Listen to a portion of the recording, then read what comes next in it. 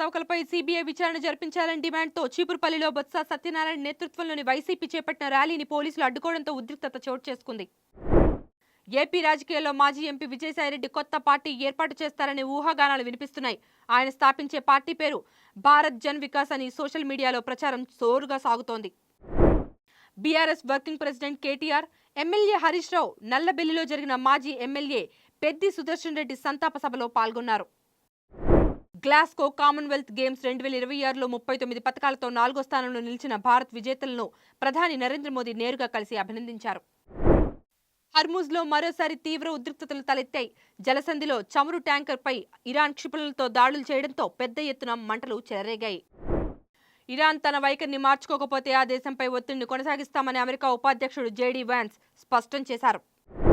Korean Kanakaraju ద్వారా mega hero Varun Tej 3 రోజుల్లోనే 35 కోట్ల గ్రాస్తో బ్రేక్ ఈవెన్ సాధించి ఘన విజయాన్ని అందుకున్నారు. టెంపర్ రీమేక్ అయిన తమిళ చిత్రం అయోగ్య డబ్బింగ్ వివాదంపై స్పందించిన హీరో విశాల్ ఆ సినిమాలో ఎన్టీఆర్ అద్భుతమైన నటన మరియు ఎనర్జీని అగ్నిపర్వతంతో పోలుస్తూ ప్రశంసించారు.